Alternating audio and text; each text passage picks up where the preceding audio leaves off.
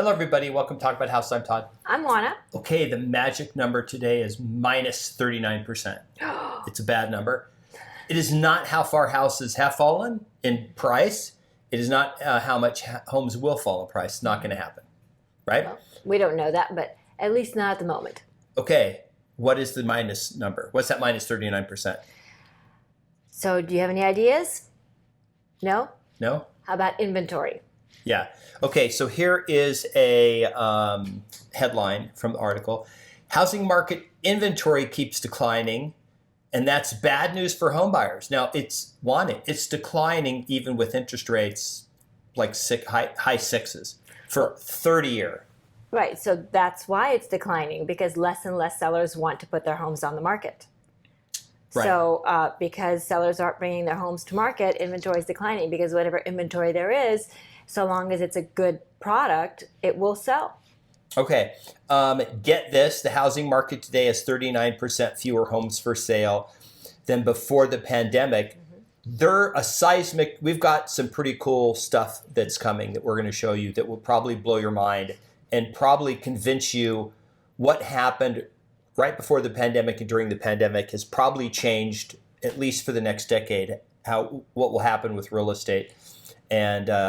But what's the fundamental shift? Like, what happened?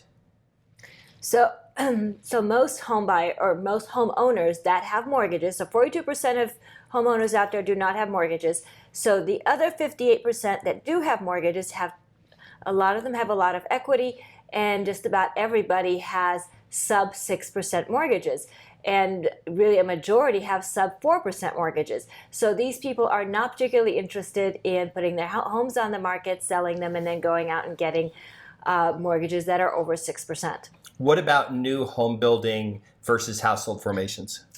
So we do not have enough new home building versus household formations. So household formations is a couple different things.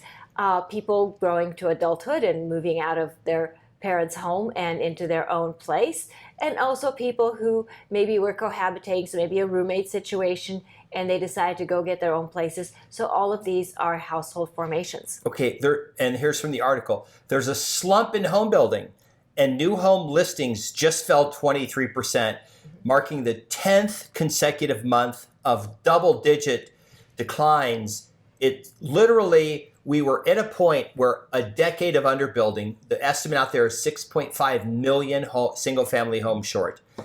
And now we're not catching up. Like we're like households are forming faster than, and the numbers I read, it's more than 2 to 1. It's over 2 households are forming for every 1 new home being built. So this is forcing people to apartments. And yes, they built a lot of apartments in the last year, but that's not people's ultimate goal, is to live in an apartment in, the suburbs. Right. So, most people want a place of their own that is, the traditional home, right? Single family home, white picket fence, garage, a dog, a cat, and 2.2 kids or whatever, right? That's what people want. Okay. Another key finding, 8.8% of homeowners in the U.S. have a mortgage with a rate below 6%. This is actually 91% of 0.8 people with the loans. So this is only about 5% of all houses out there. If you went and door knocked a random neighborhood, they would 42% of people would say, hey, we own it free and clear. The home is owned free and clear. It might be a tenant, but the tenant would say, oh, the person who owns the house, it's free and clear or whatever. But 40% of all the loans out there are under 3% because it was massive refinance boom in 2020 when the Fed basically cut rates to zero because of COVID. They were trying to stimulate the economy. So they cut rates to zero and interest rates fell to like ridiculous numbers. Mm-hmm.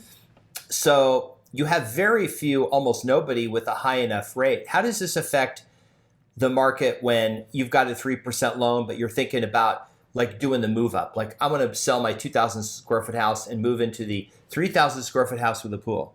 Right. So first of all, those people are not going to sell the house. So we'll start there. They're not going to sell it because it doesn't make financial sense. It makes more financial sense for them to keep it, rent it out, and buy whatever they want to buy and bite the bullet on that and know that they're going to be able to refinance in a couple years, make their payments much more affordable, And in the meantime, they're just going to have to, unfortunately, tighten their belt or whatever it needs to happen for them to afford the new house. It simply doesn't make sense to give up a 3% mortgage and then get a 6% mortgage on the money. It just doesn't make sense.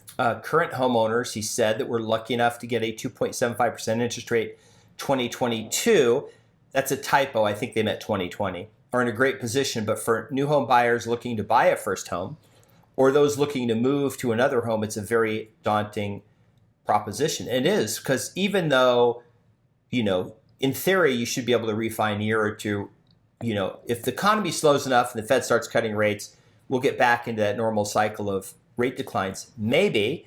But, it took, how long did it take to go from, it was in the early 80s when we had 18% interest rates, and it didn't get down to 6% until 2008. Mm-hmm. We were in 2000, there were still 10% loans. In 2004 or 5, there were still 8% loans. Mm-hmm. The only way you got a better deal was adjustable rate loan. Mm-hmm. But that product, for the most part, doesn't exist. The only adjustable rate loans are the 5/1 and 7/1 arms. So they're locked for 5 or 7 years. So it's not like next year they're going to adjust. Right. That was the problem with the 1-year arms, is you got 1 year low rate and then it adjusted and it shot up and your payment went up, $1,200, and you're like, oh crap. Right. So, those products, the 1-year arms, were designed for flippers, really. They weren't designed for people who are going to occupy the property. But that didn't stop people from taking them on, even though they were going to occupy the property. Right. What about all the things that people have said, the shadow inventory, or the economy is going to cause people to force to sell all this other stuff, to dump all these houses in the market finally so people will be able to buy them? So, some of it is true and some of it isn't. Shadow inventory, not so much. Those properties are making their way through the system. They will show up at some point, but they're going to be a very small portion of the market, not enough to move the needle.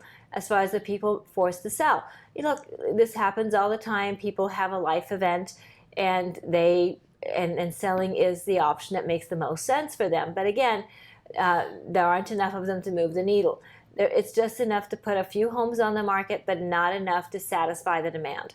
If you want to have some fun, go into the channel and in the search, put shadow inventory, and go find a video we made, I think, in 2013, 10 years ago, where another YouTuber said, sell your house now while you can. The shadow inventory is going to crash the housing market again. It's the second wave.